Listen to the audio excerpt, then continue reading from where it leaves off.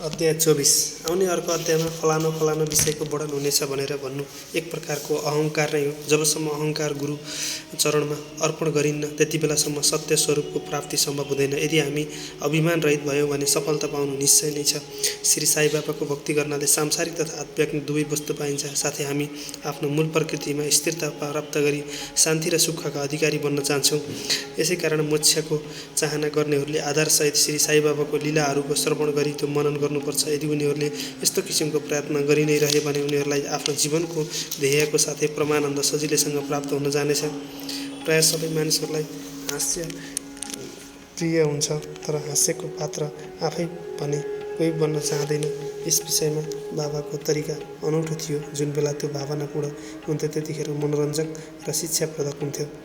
यसकारण भक्तहरूलाई यदि आफै नै हास्यको पात्र बन्न परे पनि त्यसमा कुनै आपत्ति हुँदैनथ्यो। श्री हेमाड पन्त पनि यस्तै एउटा आफ्नो उदाहरण प्रस्तुत गर्दछन्। चना लीला सिरानीमा बजार हरेक आइतबार लाग्दछ। नजिकका गाउँहरूबाट मानिसहरू आएर त्यहाँ बाटाहरूमा नै पसल लगाउँछन् र आफ्नो बिक्री गर्ने माल बिक्री गर्दछन्।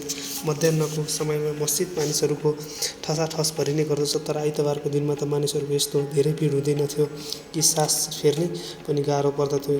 यस्तै एउटा आइतबारको दिन श्री हेमाड पन्त बाबाको चरण सेवा गरिरहेका थिए। सामा बाबाको बायाँतिर तथा वाम नरव दाहिनेपट्टि थिए। यस मौकामा श्रीमान बुटी साहेब र काका साहेब दीक्षित पनि त्यहीँ उपस्थित थिए। त्यसै बेला शर्माले हाँसेर अन्डा साहेबलाई भने, हेर तिम्रो कोटको बाहुलमा केही चना लागे जस्तो छ।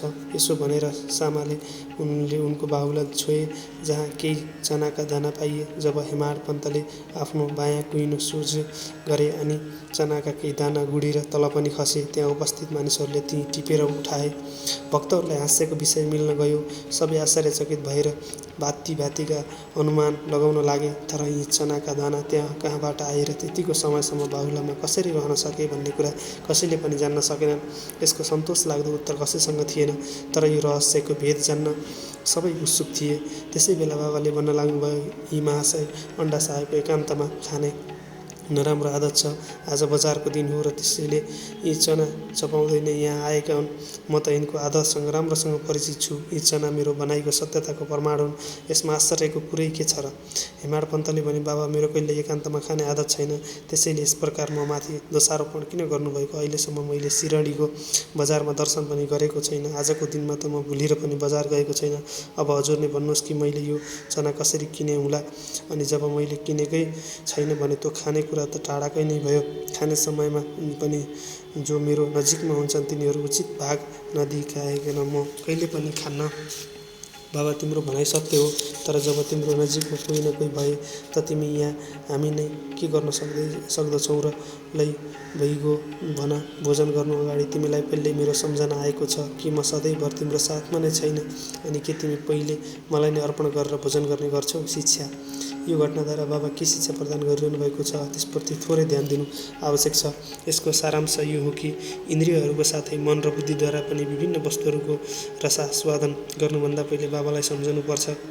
उहाँको सम्झना नै अर्पणको एक विधि हो। इन्द्रियहरू विभिन्न वस्तुहरूको चिन्ता नगरिकन कहिल्यै पनि बस्न सक्दैनन्। यी वस्तुहरू उपभोग गर्नुभन्दा पहिले ईश्वरार्पण गरिदिनाले ती प्रतिको आसक्ति स्वभावैले नाश हुन जान्छ। यस्तो प्रकारले सम्पूर्ण इच्छाहरू, रिस तथा तिष्ठा आदि खराब प्रवृत्तिहरूलाई पहिले ईश्वरार्पण गरी गुरुतिर मोडिदिनुपर्छ। यदि यो कुराको सधैँ अभ्यास गर्ने हो भने परमेश्वर तिम्रा कुवृत्तिहरू दमन गर्न तिम्रो सहायक हुनेछन्। विषयको रसास्वादन गर्नुभन्दा पहिले त्यहाँ बाबाको उपस्थितिको ध्यान अवश्य राख्नुपर्छ। अनि त्यो विषय उपभोगको लागि उपयुक्त छ या छैन त्यो प्रश्न खडा हुन्छ र अनुचित विषयलाई त्याग गर्न नै पर्नेछ। यस प्रकार कुप्रवृत्तिहरू हट्नेछन् र आचरणमा सुधार हुनेछ। यसको फलस्वरूप गुरु प्रेममा वृद्धि भई शुद्ध ज्ञानको प्राप्ति हुनेछ। जब यस्तो प्रकारले ज्ञानको वृद्धि हुन्छ अनि दैहिक बुद्धि हराएर चैतन्य धनमा लीन हुन जान्छ। वास्तवमा गुरु र ईश्वरमा केही फरक छैन। जो व्यक्ति गुरुलाई भिन्न सम्झन्छ त्यो पुरै अज्ञानी हो र त्यसैले उसलाई ईश्वर दर्शन मिल्नु पनि दुर्लभ नै हुन्छ। त्यसैले सम्पूर्ण भेदभावलाई भुलेर गुरु र ईश्वरलाई एकै सम्झनुपर्छ। यसरी गुरु सेवा गर्नाले ईश्वर कृपा प्राप्त हुनु निश्चित नै हुन्छ अनि गुरुले हाम्रो चित्त शुद्ध गरेर हामीलाई आत्मज्ञान प्राप्त गर्नेछन्। सारांश यो हो कि ईश्वर र गुरुलाई पहिले अर्पण नगरी हामीले कुनै पनि इन्द्रियद्वारा भोग गरिने विषयको रसास्वादन गर्नुहुन्न। यसरी अभ्यास गर्नाले भक्तिमा उत्तरोत्तर वृद्धि हुनेछ अनि श्री साई बाबाको मनोहर सगुण मूर्ति सधैँ नै आँखाको अगाडि रहनेछ। यसबाट भक्ति, वैराग्य र मोक्षको प्राप्ति तुरुन्तै हुन जानेछ। ध्यान प्रगाढ भएपछि भोक र संसारको अस्तित्व बिर्सिन जान्छ र संसारका विषयहरूको आकर्षण स्वतः नष्ट भएर चित्तमा सुख र शान्ति प्राप्त हुन्छ। सुदामाको कथा। माथि भनिएको घटनाको वर्णन गर्दा गर्दै हेमाड पन्तलाई यस्तै किसिमको सुदामाको कथाको याद आयो, जसले माथि वर्णन गरिएको नियमहरूको पुष्टि गर्दछन्। श्रीकृष्ण आफ्नो जेठा दाजु बलराम र आफ्नो एउटा सहपाठी सुदामाको साथमा सान्दीपनी ऋषिको आश्रममा बसेर विद्यायतन गर्नुहुन्थ्यो। एकपटक कृष्ण र बलराम दाउरा लिन वनमा गए। शान्तिपति श्री कि पत्नीले सुदामालाई पनि त्यही कामको निमित्त वनमा पठाइन् र साथै तीनैवटै विद्यालयहरूलाई खानको लागि केही चना पनि सुदामाको हातै पठाइन्। जब कृष्ण र सुदामाको भेट भयो अनि कृष्णले भन्नुभयो, दादा मलाई अलिकति पानी देऊ न, ज्यादै तिर्खा लागेको छ। सुदामाले भने, भोको पेटमा पानी खानाले खराब गर्छ, त्यसैले पहिले केही बेर विश्राम गर। सुदामाले चनाबारे न कुनै चर्चा गरे न कृष्णलाई उनको भाग नै दिए। कृष्ण पुरै थाक्नु भएको थियो, त्यसैले सुदामाको काखमा आफ्नो शिर राख्न साथै उहाँ मस्त निद्रामा पर्नुभयो। त्यसै बेला मौका पाएर सुदामाले चना चपाउन प्रारम्भ गरे। यसैबीचमा अचानक कृष्णले सोधिहाल्नुभयो, दादा तिमी के खाइरहेका छौ र यो कड्कडको ध्वनि कसरी भइरहेको छ? सुदामाले जवाफ दिए, यहाँ खानाको लागि के नै छ र म त चिसोले कापिरहेको छु र यसैले मेरो दाँत कडकड गरी बाजिरहेका छन्। हेर त मैले राम्रोसँग विष्णु सहस्रनाम पनि उच्चारण गर्न पनि पाएको छैन। यो कुरा सुनेर अन्तर्यामी कृष्णले भन्नुभयो, दादा मैले अहिले नै सपनामा एउटा व्यक्तिले अर्काको वस्तुहरू खाइरहेको देखेँ। जब उसँग यस विषयमा प्रश्न गरे अनि त उसले म खाइरहेको छु भन्यो। अनि प्रश्नकर्ताले भन्यो, त्यस्तै नै होस् दादा, यो त केवल सपना थियो, तिमी त म बिना अन्नको एक दाना पनि खाँदैन भन्ने कुरा मलाई थाहा छ, तर बेसरी थर्काइ लागेकोले मैले तिमीसँग यस्तो प्रश्न गरेको। यदि सुदामा अलिकति मात्र पनि कृष्णको सर्वज्ञतासँग परिचित भएका भए उनले यस्तो किसिमको आचरण कहिल्यै गर्दैनथे। यसकारण उनले यसको फल भोग्नै पर्छ। श्रीकृष्ण लगौटियाभित्र भएर पनि सुदामाले आफ्नो बाँकी जीवन दरिद्रतामा बिताउनु पर्यो, तर पनि उनकी पत्नी सुशीलाले अत्यन्त परिश्रमपूर्वक कमाएको खाली एकै मुठी रुखो कनिका चढाउनाले श्रीकृष्ण ज्यादै प्रसन्न भएर त्यसको बदलामा सुनको जहर वरदान गर्नुभयो। जौँ अर्कालाई नदिइकन एकान्तमा खान्छन्। यो कथालाई सधैँभर सम्झिराख्नुपर्छ। वेदले पनि पहिले ईश्वरलाई अर्पण गर्नु अनि भगवानको जुठो भएपछि मात्र त्यो ग्रहण गर्नु पनि यो मतलाई पुष्टि गरेको छ। यही शिक्षा बाबाले हास्यको रूपमा दिनुभएको हो। अन्डा चिन्डीकर र मौसीबाई। जब श्री हेमाड पन्त एउटा अर्को हास्यपूर्ण कथाको वर्णन गर्छन्, जसमा बाबाले शान्ति स्थापनाको काम गर्नुभएको छ। उपनाम अन्डा चिन्डीकर हुने दामोदर घनश्याम बाबा बाबाका भक्त थिए। उनी सरल, सुदृढ र निडर प्रकृतिका व्यक्ति थिए।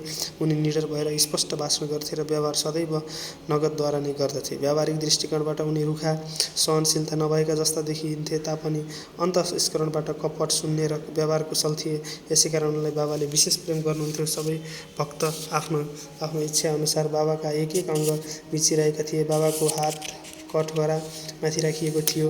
अर्कोतर्फ वेणुलाई कौजलगी नामकी एउटी बुढी विधवा बाबाको सेवा गरिरहेकी थिइन्। बाबा तिनलाई मा शब्दले बोलाउनुहुन्थ्यो। अरूहरू मौसीबाई भन्दथे। तिनी एउटी शुद्धि हृदयकी बुढी स्वास्नी मानिस थिइन्। तिनी त्यतिबेला आफ्नो दुवै हातका औँला मिलाएर बाबाको शरीर मिचिरहेकी थिइन्। उनले बलपूर्वक बाबाको पेट दबाउँदा पेट र पीठ धेरै जसो एउटै जस्तो हुन्थ्यो। बाबा पनि त्यो दबाइको कारणले यताउता सरिरहनुहुन्थ्यो। अन्डा अर्कोतर्फ सेवामा व्यस्त थियो। दुवैजना यस्तो किसिमले सेवामा जुटेकाले अनायासै मौसीबाईको मुख अन्डाकै ज्यादै नजिक आयो। मौसीबाई मजाक गर्ने स्वभावकी हुनाले ताना मार्दै भनिन्, यो अन्डा ज्यादै खराब मानिस छ। यो मलाई मही खान खोज्दछ। यसका कपाल त पाकेका छन्, तर पनि मलाई मही खान यसलाई अलिकति पनि लाज लाग्दैन। यो सुनेर अन्डाले बेस्सरी रिसाएर भने, तिमी म एउटा बुढो र खराब व्यक्ति हुँ भन्दछौ कि म मूर्ख हुँ? तिमी आफै छेडछाड गरेर मसँग झगडा गरिरहेकी छौ। त्यहाँ उपस्थित सबैजना यो विवादको आनन्द लिइरहेका थिए। बाबाको स्नेह त दुवैमाथि थियो, त्यसैले उहाँले कुशलतापूर्वक विवादको टुङ्गो लगाइदिनुभयो। उहाँले प्रेमपूर्वक भन्नुभयो, अरे अन्डा, व्यर्थ नै किन झगडा गरिरहेको? आमाको चुम्बन गर्नमा दोष या हानि नै के छ र? मैले यो कुरा बुझ्न सकिनँ। बाबाको शब्द सुनेर दुवै शान्त भए। साथै सबै बसेका अरूहरू पेट मिची हाँसेर बाबाको मजाकको आनन्द लिन लागे। बाबाको भक्त प्राण थिए। बाबा भक्तहरूलाई उनीहरूको इच्छा अनुसार नै सेवा गर्नुहुन्थ्यो। यस विषयमा कुनै किसिमको हस्तक्षेप उहाँ सहन सक्नुहुन्थ्यो। एकअर्का समयमा मौसीबाई बाबाको पेट बलपूर्वक मिचिरहेकी थिइन्। यो देखेर दर्शकगण चिन्तित जस्तो भई मौसीबाईलाई भन्न लागे, मा कृपया गरी बिस्तार बिस्तार नै मिच्नुहोस् पेट, यस्तो चालाले मिच्नाले त बाबाका आन्द्रा र नाडीहरू नै चुडिन जानेछन्। उनीहरूले यति भन्न मात्र पाएका थिएनन् कि बाबा आफ्नो आसनबाट तुरुन्त उठेर बस्नुभयो र आगाको फिलिङ्गो जस्तो राता आँखा पारेर रिसाउनुभयो। उहाँलाई रोक्ने साहस कसको थियो र उहाँले दुवै हातले छडीको एक छेउ पक्डी नाभिमा लगाउनु भयो र अर्को छेउ जमिनमाथि राखी त्यसलाई आफ्नो पेटले धक्का दिन लाग्नुभयो। छडी लगभग 2 या 3 फुट लामो थियो। जब पेटमा पाल परेर बस्नेछ भन्ने लाग्न थाले मानिसहरू, अब पेट फुट्ने नै भयो भनी शोकाकुलमै डरले काम्न थाले। बाबा आफ्नो ठाउँमा दृढ भएर त्यो छडीको झन्झन नजिक हुँदै जान लाग्नुभयो। प्रति क्षण पेट फुट्ने आशंका भइरह्यो। सबै कृतज्ञताविमूढ भइरहेका थिए। उनीहरू आश्चर्यचकित र भयभीत भई सानो मानव लाटाको जमात जस्तो भई खडा थिए। वास्तवमा भक्तगणको मौसीबाईलाई गरिएको सङ्केत त उनले सजिलो तरिकाले बाबाको सेवा सुदृश्य गरून् भन्ने मात्र थियो। बाबालाई कष्ट पुर्याउने इच्छा त कसैको पनि थिएन। भक्तहरूले यो काम त केवल सद्भावले प्रेरित भएर नै गरेका थिए। तर बाबा त आफ्नो काममा कसैको हस्तक्षेप रतिभर पनि हुन नदिन चाहनुहुन्थ्यो। भक्तहरूलाई त शुभ भावनाले प्रेरित कार्य दुर्गतिमा बदलिन पुग्यो भनी आश्चर्य लागिरहेको थियो। उनीहरू खालि दर्शक बनिरहनु सिवाय गर्नै के सक्दथे र? भाग्यवश बाबाको रिस शान्त भयो र छडी छोडेर उहाँ फेरि आसनमा विराजमान हुनुभयो। यो घटनाबाट भक्तहरूले अब अर्काको काममा कहिल्यै पनि हस्तक्षेप गर्ने छैन र सबैलाई आफ्नो इच्छाअनुसार नै बाबाको सेवा गर्ने दिनेछन् भन्ने शिक्षा ग्रहण गरे। केवल बाबाकै सेवाको मूल्य निर्णय गर्न समर्थन हुनुहुन्थ्यो।